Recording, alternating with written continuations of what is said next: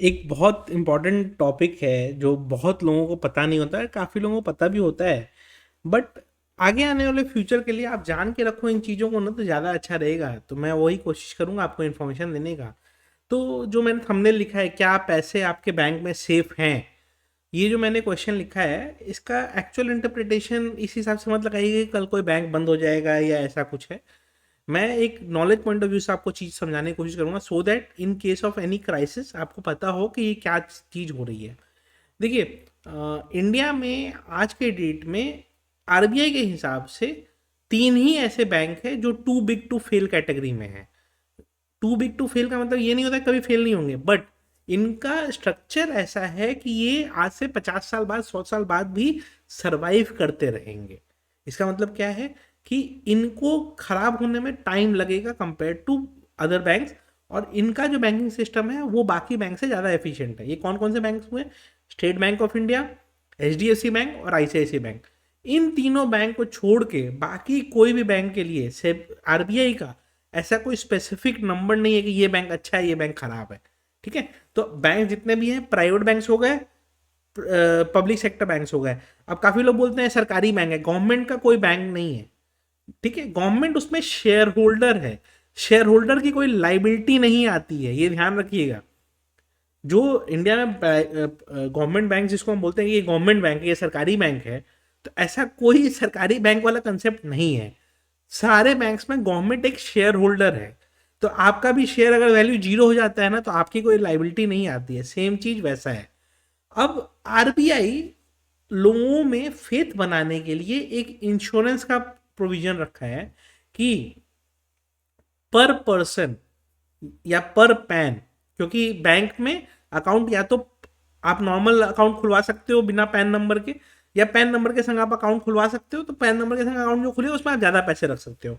तो पर पर्सन या पर पैन पर बैंक 5 लाख का इंश्योरेंस है। मतलब आप समझे कि अगर आपका पैसा मान लीजिए से for example X Y Z bank में है। अब एक्स वाई जेड बैंक में अगर आपका 6 लाख रुपया है और वो बैंक कल बंद हो जाता है, तो गवर्नमेंट का जो इंश्योरेंस है, गवर्नमेंट नहीं दे रहा है, इंश्योरेंस कंपनीज देंगी। वो 5 लाख रुपए ही आपको देंगी। और आपका मान लीजिए दो अकाउंट है, ठीक है, और दोनों में 6-6 लाख रुपए हैं उसी बैंक में, तो भी 5 लाख ही मिलेगा, क्योंकि पर पैन वो लिमिट है। ठीक है? ये पर बैंक हुआ।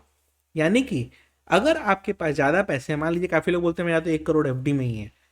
अगर आपका लार्ज बैंक्स में है, मतलब एस बी आई, आई सी आई सी आई और एच डी एफ सी, जो कि too big to fail category में आते हैं, जिनके ऊपर सिस्टमेटिक रिस्क बहुत जल्दी खड़ा हो जाएगा ऐसा नहीं है, उनको छोड़ के किसी और बैंक में है, तो मेरे हिसाब से आपको इन पैसों को स्प्लिट करके रखना चाहिए। कि मान लीजिए आपके पास 10 लाख की एफडी है, तो 5 लाख एक बैंक में, 5 लाख दूसरे बैंक में रखना चाहिए। इसका रीज़न क्या है? और या फिर अपने एटलीस्ट फैमिली किसी और मेंबर के नाम पे आपको वो एफडी कर देना चाहिए। इसका रीज़न क्या है कि अगर इन केस ऑफ क्राइसिस कभी ऐसा कोई सिचुएशन आता है, तो एटलीस्ट जो इंश्योरेंस है वो आपको मिलेगा। तो ये भी लोग का है कि वो 5 लाख रुपए फिर कौन देगा? इंश्योरेंस कंपनी उसका अंडर राइटिंग पैसा लेती है, एंड उनको भी पता है कि ये चीज़ें नहीं होंगी। मतलब कल कोई बैंक बंद हो जाए इतना ईजी नहीं है। ठीक है? लेकिन फिर भी आपके सेफ्टी पॉइंट ऑफ व्यू से आपको फाइनेंशियल प्लानिंग आपका ऐसा करना होगा कि आपका वेल्थ डिस्ट्रीब्यूटेड रहे।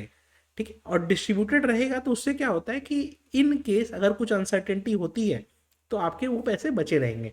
अब मान लीजिए कुछ लोग कहते हैं सर मेरे पास तो 20 लाख रुपए है, तो मैं क्या 4 बैंक में एफडी करूं? तो देखिए, आप चाहें तो कर सकते हैं, बट इक्वली डिवाइड करके रखिए, सो दैट एक जगह कुछ खराबी हो तो वहां पे एटलीस्ट 5 लाख तक का इंश्योरेंस मिले। आपके पास 5 करोड़ रुपए हैं तो ऑब्वियसली आप कहाँ से 100 बैंक तो आप नहीं खोज के लाओगे ना। लेकिन वही 5 करोड़ रुपए को आप अलग अलग बैंक्स में डिवाइड करोगे, तो क्या होगा कि कुछ सिस्टमेटिक रिस्क अगर खड़ा हो गया, कोई एक बैंक डूब भी रहा है, तो आपको वहां पे कुछ पैसे मिलेंगे, एंड बाकी बैंक्स में जो पैसे हैं वो तो सेफ हैं, निकाल के घर में तो ऐसे भी नहीं रखना है। राइट? तो वो चीज हो गई। तो इस पॉइंट ऑफ व्यू से ये ध्यान रखिएगा कि एक इंश्योरेंस आपका सिर्फ 5 लाख तक का ही है, जो कि आरबीआई आपको अश्योर करता है। बाकी कोई चीज, और गांव गांव में भी पुराने पासबुक में सब में गवर्नमेंट ने स्टैंप ये मार दिया है। तो ये मत सोचना कि भाई ये सरकारी बैंक है आपके पैसे बच जाएंगे। सरकारी बैंक बोल के कोई कंसेप्ट नहीं है। सरकार उसमें शेयर होल्डर है, मतलब ओनर उसका गवर्नमेंट है। बट अगर कंपनी बंद हो जाती है तो ओनर का कोई रिस्पॉन्सिबिलिटी नहीं होता है इंडियन लॉज के हिसाब से। जो इंश्योरेंस है वो आपको मिलेगा, उसमें भी पर पैन वाला मैंने कंसेप्ट आपको बताया, पर पैन है वो, पर बैंक, ठीक है। तो आप स्प्लिट कर करके रख सकते हैं उसको, ज़्यादा अच्छा रहेगा।